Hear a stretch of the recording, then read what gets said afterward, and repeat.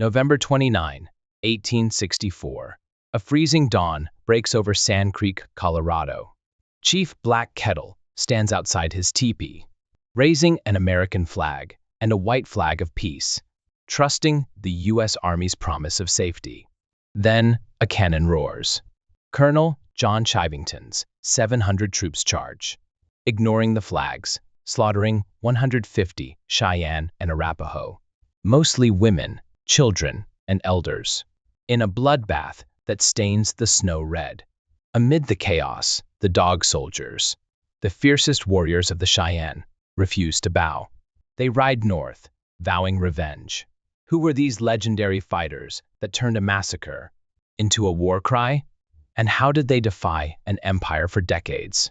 Centuries ago, the Cheyenne weren't the horseback warriors of the Wild West most imagine.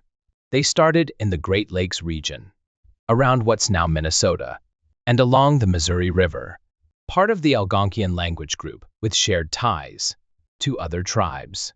They were close allies with the Arapaho and Gravant, almost like family, and had a looser connection with the Lakota Sioux, more like distant friends.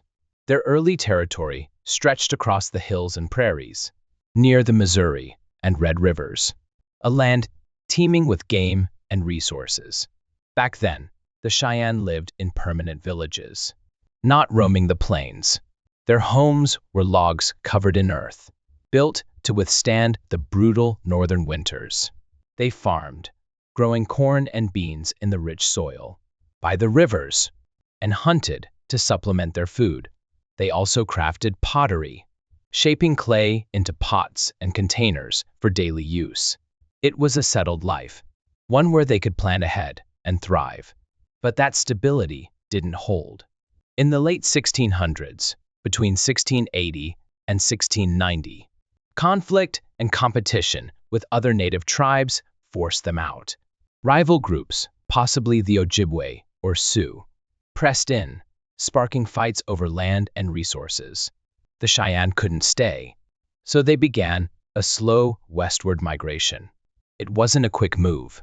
It unfolded over decades, pulling them from Minnesota's forests and lakes to the vast plains. The exact trigger isn't clear. Maybe it was territorial disputes or dwindling supplies, but it reshaped their world. By the early 19th century, around 1830, the Cheyenne had become one unified tribe, spanning Montana to Oklahoma and Colorado. This wasn't a choice, it was necessity. The United States military was growing stronger, and settlers were flooding native lands, eager for space and wealth. Once scattered in smaller bands, the Cheyenne merged under this pressure. The U.S. government wasn't a far-off idea anymore. It was building forts and demanding land. Settlers rolled in with wagons and guns, especially after gold was found in the Rockies, drawing crowds west. Before unification, the Cheyenne had roamed the plains for years, hunting buffalo and following the seasons. Their range was huge, from Montana's hills to Oklahoma's flatlands and Colorado's mountains. But by the 1830s, the stakes were higher. Soldiers and settlers weren't just passing through. They were claiming everything. The Cheyenne had to adapt, consolidating into a single tribe to stand a chance. Their alliances with the Arapaho and Sioux helped, but the real test was coming. This transformation took a people who once farmed in Minnesota and turned them into a plains force. They'd left behind earth-covered homes for a life on horseback, chasing buffalo and fighting to survive. By 1830, they were one tribe, forged in the heat of a changing world. The U.S. military and settlers weren't going away, and the Cheyenne knew it. How did they go from villagers to some of the fiercest warriors? On the plains, the Dog Soldiers hold the answer, and their story is where things get intense.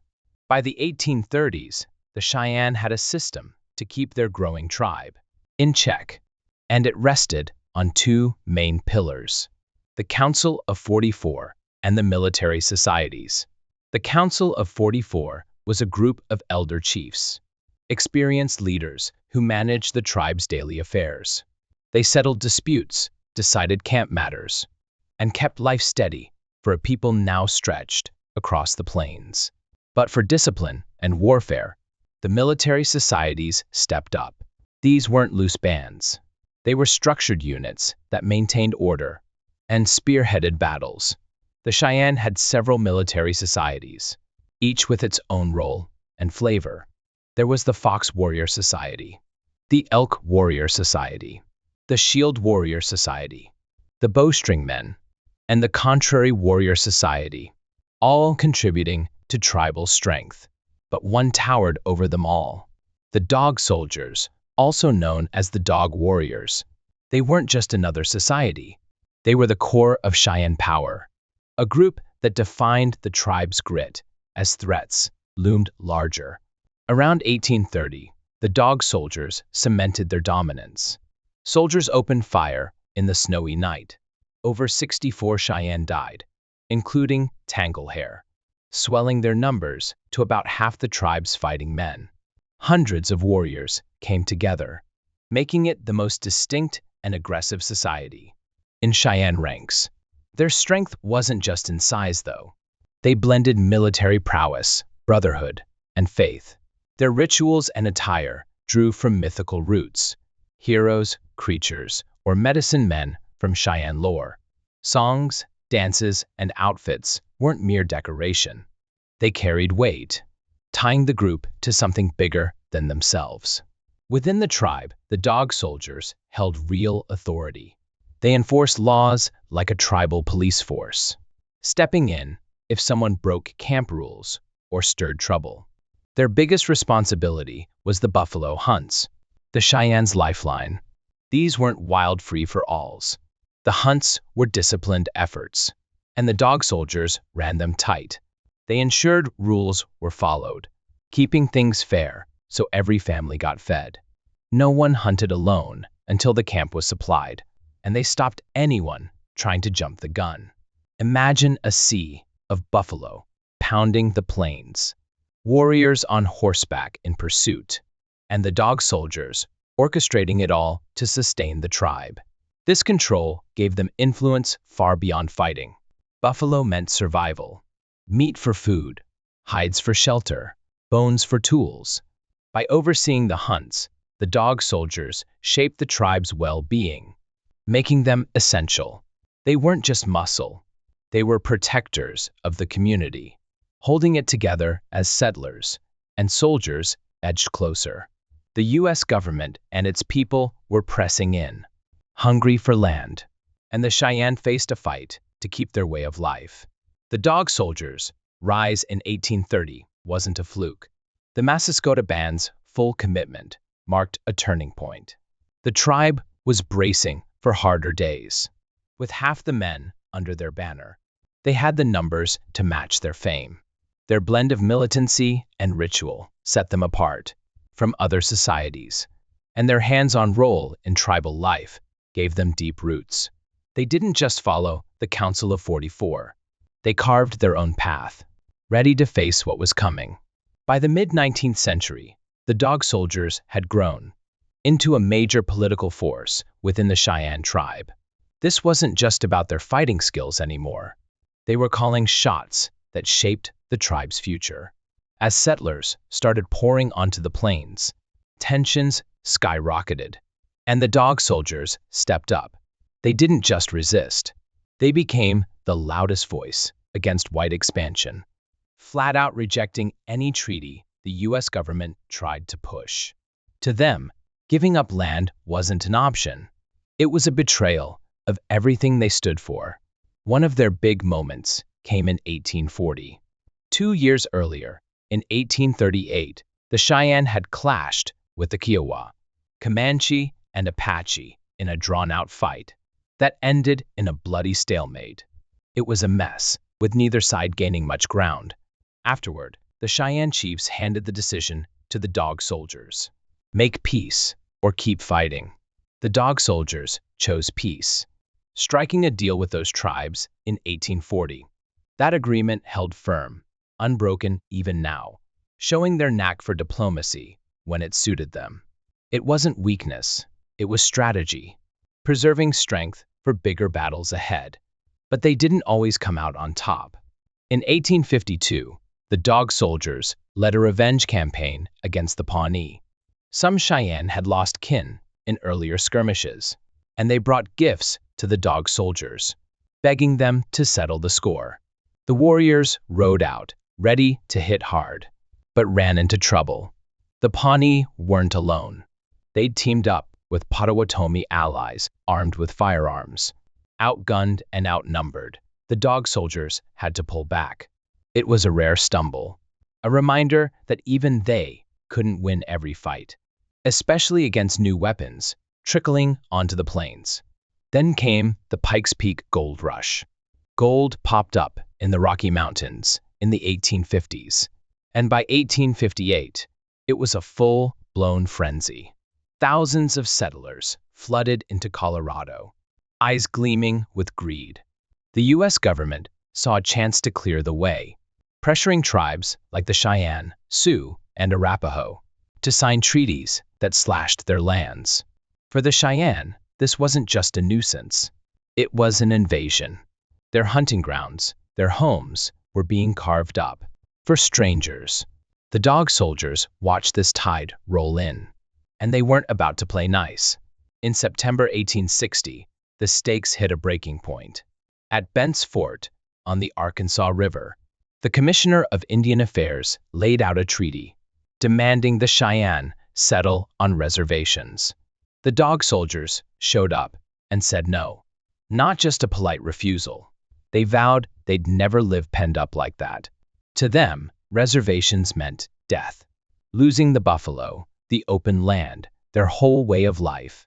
They walked away from the table, leaving the U.S. officials empty-handed. It was a bold stand, one that set the tone for what was coming. Through the 1860s, the Dog Soldiers turned that defiance into action. They hit the Platte River corridor hard, raiding wagon trains, mining camps, and stagecoach lines. These weren't random attacks. They were a message.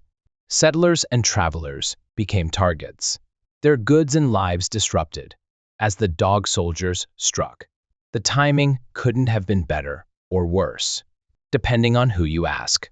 The Civil War kicked off in 1861 and dragged on until 1865, pulling U.S. troops east to fight each other. With soldiers thin on the ground out west, the Dog Soldiers had room to ramp up. They tore through supply lines, ambushed camps, and made it clear the plains weren't free for the taking. The settlers kept coming, but the Dog Soldiers kept fighting, turning resistance into a full-on campaign.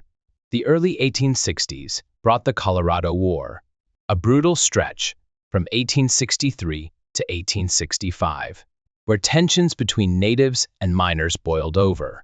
Gold-hungry settlers kept pushing into Cheyenne and Arapaho lands, and the clashes got uglier by the day. In 1864, Territorial Governor John Evans had enough. He tapped Colonel John Chivington, a militia commander, to put the natives down. Chivington wasn't there to talk. He was there to crush.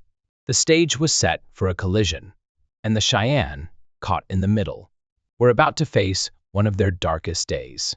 On September 28, 1864, some native leaders tried to cool things off. They met Evans and Chivington at Camp Weld, just outside Denver. Cheyenne and Arapaho representatives showed up, hoping to find a way out of the bloodshed. No treaty got signed that day, but they left thinking they'd struck a deal. Camp near army posts, and they'd be safe. It wasn't written down, just a handshake understanding, and they trusted it. Chief Black Kettle, a Cheyenne leader who'd long pushed for peace, took it to heart. He wanted his people out of the crossfire. 2 months later, on November 29, 1864, that trust shattered. Black Kettle led about 550 Cheyenne and Arapaho to Sand Creek, near Fort Lyon in Colorado. They set up camp under the fort's supposed protection, following the Camp Weld talks. He even raised 2 flags over his teepee, an American flag and a white flag of peace, signaling surrender and goodwill. But the dog soldiers weren't buying it. They'd rejected the peace idea outright and headed north to link up with the Sioux, ready to keep fighting. For them, bending to the U.S. wasn't an option. Chivington didn't care about flags or promises. That morning, he rolled in with 700 troops, including 4 howitzers, big cannons that could tear through anything. Some of his men were drunk, liquored up, and itching for blood. Black Kettle's flags waved high, but Chivington ignored them. He gave the order, and the attack hit like a storm. Cannons roared, rifles cracked, and the camp turned into chaos. The troops charged, cutting down men, women, and children, without mercy. A few warriors fought back, buying time for some to flee across the creek. But it wasn't enough. When the dust settled, 150 natives lay dead, mostly women, kids, and the elderly. The U.S. side lost 9 or 10 men, with about 36 wounded. It was a slaughter, not a battle. The survivors, over half of them injured, didn't have many places to turn. They limped north to the dog soldiers' camp. On the Smoky Hill River, Black Kettle made it out, his wife riddled with bullets, but somehow alive. The dog soldiers took them in, and the massacre lit a fire. Those who'd escaped Sand Creek weren't ready to forgive or forget. They joined the dog soldiers' ranks, swearing to hit back. The Cheyenne who trusted the U.S. now saw peace as a lie, and the dog soldiers' hardline stance started looking like the only way forward. Sand Creek didn't just break bodies. It broke any hope of compromise. The massacre became a rallying cry, a wound that festered for years. By 1876, that fury fed into the Battle of Little Bighorn, where Cheyenne warriors, including dog soldiers, teamed up with the Sioux and Arapaho to smash Custer's forces. Historians point to Sand Creek as a spark, maybe the spark for that fight. It turned survivors into warriors, men who'd seen their families gunned down and vowed to make the U.S. pay. The dog soldiers didn't start the war, but Sand Creek made sure they'd finish it their way. Sand Creek lit a fuse, and by 1865, the dog soldiers and their allies were ready to blow it wide open. In January, a massive force of 3,000 Cheyenne, Sioux, and Arapaho warriors kicked things off with a hammer blow. They stormed Julesburg and Camp Rankin in Colorado, hitting hard and fast. 14 U.S. soldiers and 4 armed civilians went down, while the natives barely broke a sweat, losing next to nothing. It wasn't just a raid, it was a statement. The survivors from Sand Creek were in the mix, and they weren't there to talk. From there, they tore through the South Platte Valley. Over 93 miles, they smashed more than a dozen ranches and stage stations, leaving wreckage in their wake.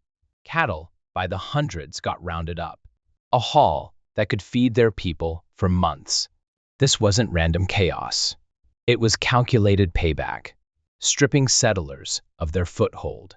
Later that month, they ran into 9 ex-soldiers traveling through. The warriors wiped them out, no hesitation. When they rummaged through the luggage, they found 2 scalps from Sand Creek, trophies of the massacre. That discovery turned anger into fuel. By February and March of 1865, the war party headed north, toward Wyoming's Powder River country. The Sioux took the lead, knowing the land best, and the coalition kept the pressure on. Up in Montana, near Fort Benton, on the Missouri River, they ambushed and killed a U.S. colonel named Smith, along with 11 of his men. The raids didn't let up. Stagecoaches, outposts, and wagon trains faced near daily attacks. Through June and into July, the natives were relentless, picking off soldiers and civilians, keeping the U.S. on its heels. Then came the Platte Bridge Battle, July 26 to 27, 1865. About 150 U.S. soldiers held a stockade called Camp Dodge, but they were outmatched. The Cheyenne, Sioux, and Arapaho hit them with everything they had. When it was over, 29 soldiers were dead, 10 more badly wounded. The natives lost just 8 men. The dog soldiers played a key role, keeping their side tight and disciplined, almost like a police force in the chaos of battle. A Cheyenne war chief, Roman Nose, got credit for the strategy. His sharp tactics made the difference, turning a fight into a rout. Years rolled on, and the dog soldiers' resolve didn't fade. By June 25 to 26, 1876, they were at the Little Bighorn, teamed up with the Sioux and Arapaho. This time, they faced George Custer and his 7th Cavalry, about 268 men strong. The natives had heavy hitters leading the charge: Crazy Horse, Sitting Bull, Chief Gall, 2 Moons, and more. The dog soldiers brought their own fire, fueled by a decade of grudges. What happened next was a wipeout. Custer's force got surrounded and cut down to the last man. A total victory for the natives. The U.S. didn't just lose a battle, they lost a legend. Little Bighorn wasn't a fluke. It was the peak of years of retaliation, with Sand Creek's ghosts driving every swing. The dog soldiers, alongside their allies, turned grief into triumph, proving they could take on the U.S. Army and win. From Julesburg to the Platte Bridge to that Montana riverbank, they'd built a trail of victories, each one a step toward that final stand. The cost to their enemies was steep: hundreds dead, settlements in ashes, and for a moment, the plains belonged to them again. The victories of 1865 and 1876 couldn't last forever, and by the late 1860s, the tide started turning against the dog soldiers. On October 21, 1867, the Medicine Lodge Treaty came up. Most Cheyenne leaders signed it, agreeing to reservations in exchange for peace. The dog soldiers wouldn't budge. They saw it as a trap, a slow choke on their freedom, and refused to put their names on it. That same year, General Hancock rolled in with 1,400 troops to force compliance. He burned a Cheyenne village to the ground, but only killed 2 natives. The rest, including the dog soldiers, slipped away, leaving him with ashes and little to show for it. A year later, on September 17, 1868, the Beecher Island Battle kicked off. Colonel George Forsyth and his 50 frontiersmen got jumped by a big force of Cheyenne, Sioux, and Arapaho on the Araucary River in Colorado. Roman Nose, the Cheyenne war chief who'd crushed it at Platte Bridge, led the charge but took a bullet and fell dead. The natives broke off after heavy fire, retreating while Forsyth's men holed up behind dead horses. It lasted until September 25, when U.S. reinforcements arrived. The soldiers lost 6 dead and 15 wounded. Native losses ranged from 10 to 30. It was a bloody standoff, and losing Roman Nose stung deep. By June 27, 1874, the Second Adobe Walls fight flared up.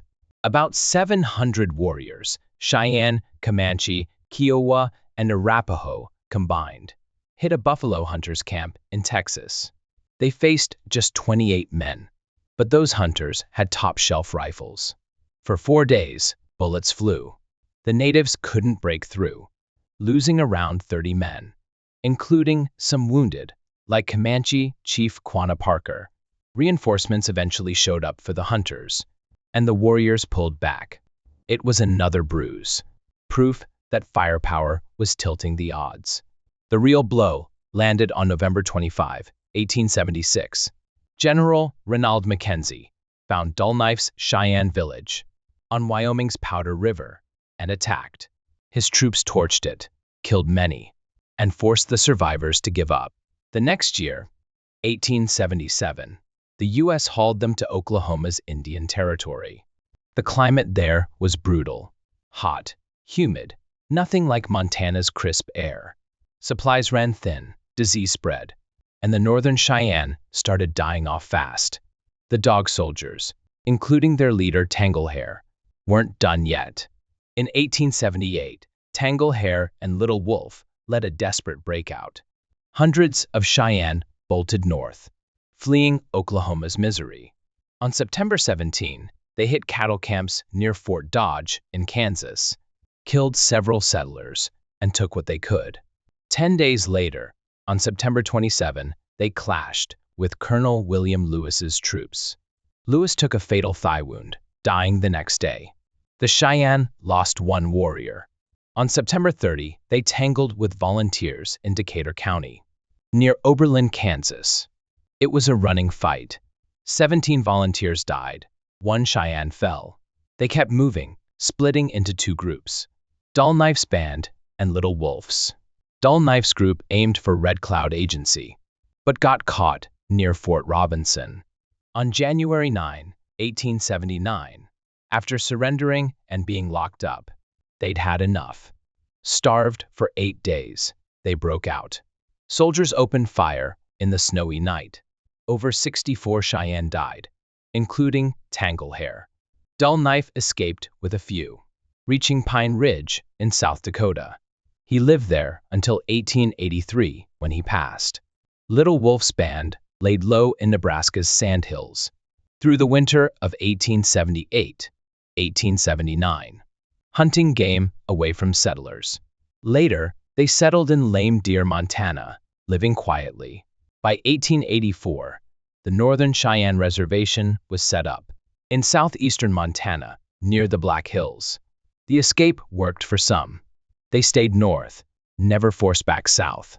The Dog Soldiers' fight ended, not in glory, but in a hard-won foothold. Their defiance cost the U.S. dearly, and though they fell, they carved out a last stand that stuck. The Dog Soldiers' story doesn't just stop with their last run. It leaves behind something worth remembering.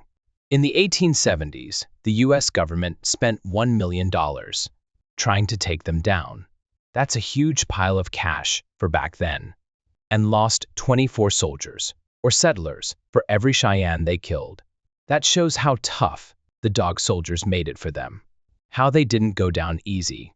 They became a symbol for the Cheyenne and other Plains tribes. A real example of standing up to the flood of settlers, taking over their land. Their name still means something today. A nod to fighting back when everything's against you.